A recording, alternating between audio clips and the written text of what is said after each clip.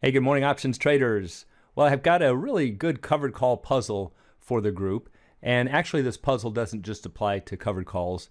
It will really apply to any strategy where you are selling a call against something else. So obviously, that would be a covered call, but it could be a vertical spread, a diagonal spread. It's a misperception that people have with their cost basis. And it can cause you to put on strategies where you think that the reward is a whole lot bigger than it really is. And so sometimes traders will say, oh, I'm going to choose that strategy because look how big the reward is. And they're just not accounting for this little puzzle that we're going to talk about. So for this video, I'm just going to use a covered call, but again, it will apply anytime you are selling calls against other positions. So before we get started, please remember, please click like. It goes a long way into promoting the channel, and I would greatly appreciate it. So as a quick review for the covered call, it's a strategy. You're going to buy 100 shares and you will sell a call against those shares. And the cash that you receive from this call reduces your cost basis. That's one of the appeals to this strategy, is that traders say, you know, I'm getting this cash up front and it's reducing my cost basis on the stock. And I could still, if I'm selling an out of the money call, might even get some capital gains. So as an example, let's say that the stock is 100 and you sell the 105 call for $1.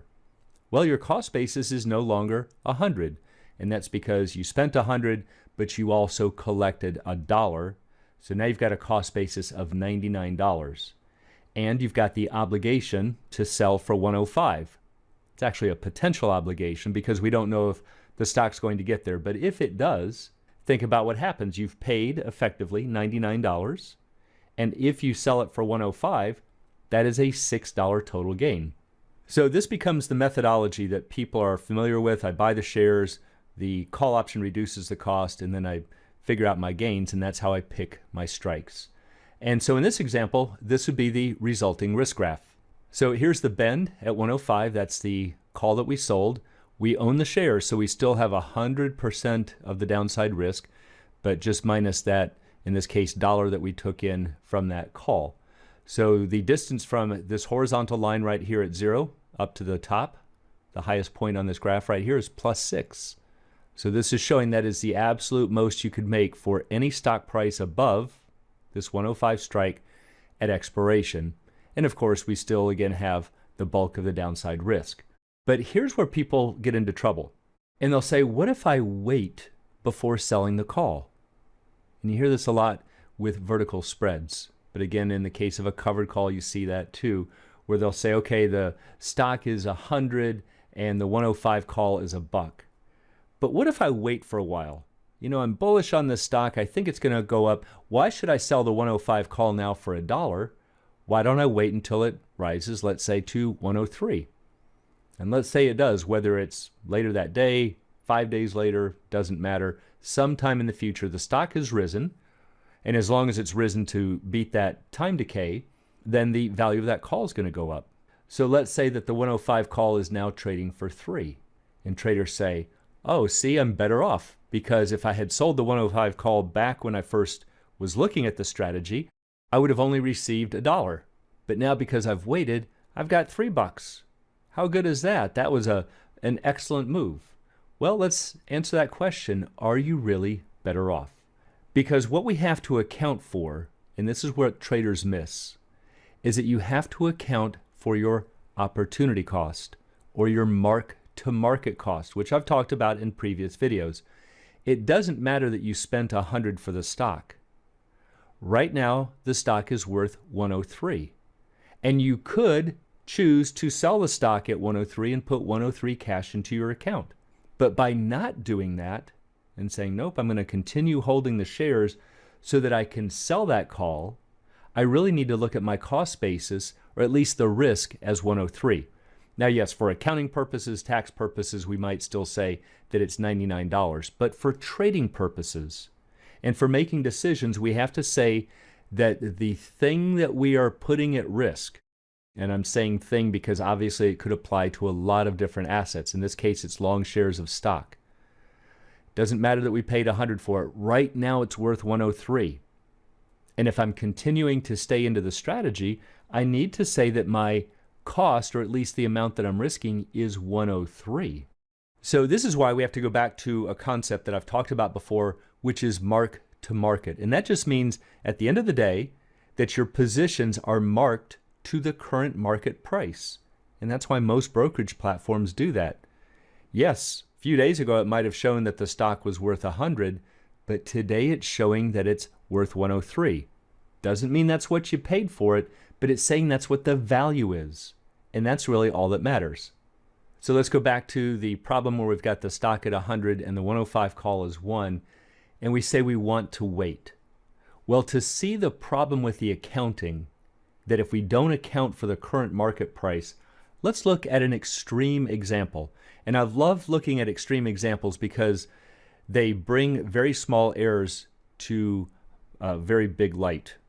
It's like putting them under a magnifying glass. If we just talked about very small errors of a few pennies here and there, it's hard to see. So let's magnify them. Let's say that we do wait and the stock rises to 120. And now we look and that 105 call is worth 15. It's just worth the intrinsic value. And that's because you'd have the right to buy shares at 105, the person who buys his call. And if the stock is 120, there's $15 of a benefit. And of course, we have to pay for that benefit. It's got to reflect that. And so let's again assume that we are right at expiration. So this call is trading right at $15 even.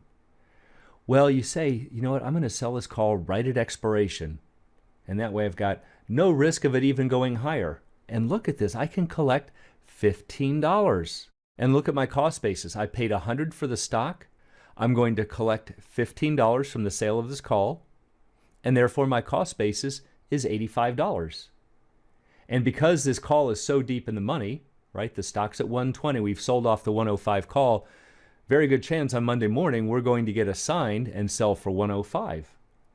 So if that's true, it appears that we are making this $15 gain for 85 cost effectively, or about 17.6, almost 18% return. And this is the accounting methodology that a lot of traders use. And hopefully you can already see the mistakes, which is why I like to use an extreme example. So if they did that, this is the risk graph that they think that they're on. We see that the line crosses 85, which is our effective cost basis. And right here is the $20 maximum gain. $15 from the sale of the call and another $5 of capital gains. And so they say, hey, this looks pretty good. Let me do this covered call and look at the money that I made from it. But if you put this on in your account and you looked at the resulting risk graph, you wouldn't see this blue graph. You would see this. You would see 0 profits. Well, there's a big difference between 18% gain for just a couple of days' work versus 0.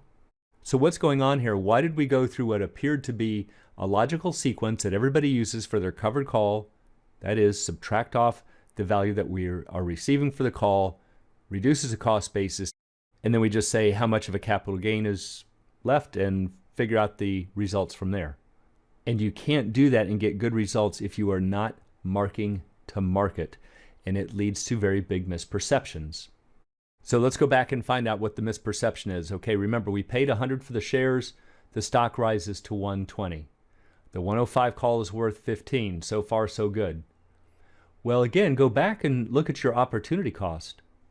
Right now, instead of selling the call, which would be a continuation strategy, I'm holding the stock so that I can now enter this covered call. That is one choice. But we also have the choice to sell the shares. And if I sold the shares, I would have $120. So I need to value this position at 120, not the amount that I paid for it. It doesn't matter that it got here through a capital gain. It doesn't matter if your rich uncle transferred it into your account for free. You wouldn't say it has 0 value. It's got $120 worth of value. You could sell it and put that in your pocket. And if you're choosing not to, then we need to say that is part of what we're risking. So the better way to look at this is to say, if we decide to sell the call, that you are therefore foregoing the $120 gain. We're saying, nope, I don't want that. Instead, I want to continue on with a new strategy, right? The first strategy was just to buy the shares, but now I want to sell the call. So if I sell the call and I collect 15 bucks, my cost basis is 105. See, and that's because I'm going to look at this as a 120 value minus 15, and I'm really going to say I've got about 105 bucks into it. And on Monday, I'm going to receive 105 bucks. So that's a wash. And so that's why we were seeing that the gain is 0. So as I've mentioned in many videos before, you have to be really careful when you're selling calls that the only portion of the call's premium that you are benefiting by is the extrinsic value. So that's why I did this example like this. I put it super deep in the money so it looks like it's expensive. It's just intrinsic value.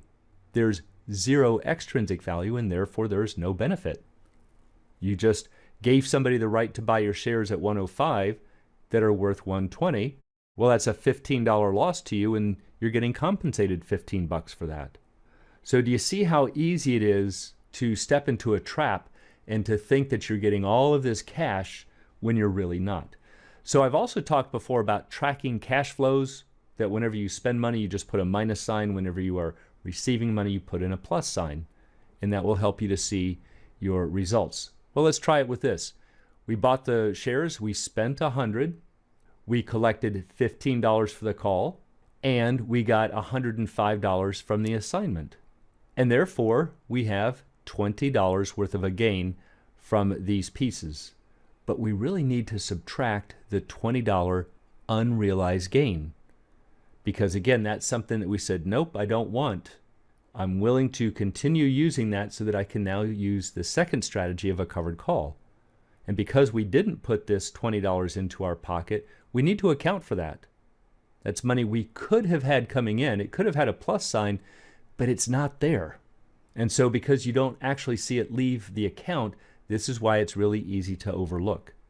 And so if we put all of these together, we would get the same answer, that we have a 0 net gain. All right, so let's go back to the first question that we posed, where the stock was 100 and the 105 call was $1. And we decided to wait for the stock. We find out that it rises to 103, and the 105 call is now trading for 3. And we're thinking, hey, I'm much better off because I can now get 3 instead of 1. Well, the question that we wanted to find out is if you were better off. So how do you figure it out now? Well, we go back and say that the cost, even though it's not what we paid for it, the mark-to-market price is 103. That's what we are putting at risk to continue with this strategy. And if we sell the 105 call and collect 3, our cost is now 100 and the max gain is 5. We're actually worse off. See, when I had the stock at 100 and sold the 105 call for 1, I had a 99 cost basis and could make 6. Now I've got a 100 cost basis and can make 5. So this doesn't necessarily mean that it's wrong to do the strategy. There could be circumstances that have occurred where we want a little bit of a hedge. Maybe there's been a big pop in implied volatility and we want to grab some of that. But all things being equal, as that stock price rises, always remember that your deltas are higher on the stock. They're lower on the options. So every time it rises $1, it is costing you $1. That's rising by $1. But the amount that you're receiving is increasing at a slower rate. And this is why you have to be so careful when you are selling calls against other positions and not accounting for the current market price or your opportunity cost. Because if you're not doing that, you're getting a very big misperception in the risks and rewards, and there's nothing bigger that can kill a trading strategy. And for anyone who'd like to learn more about the arts and science of options trading, please check out the Alpha Trader course, Strategy Lab, and there's even a course on the Greeks and volatility. You'll also find a course on technical analysis. It's all at optionsatoz.com. Also, please join us on the YouTube channel, Options A to Z Facebook Trading Group, and you can find a link in the description below.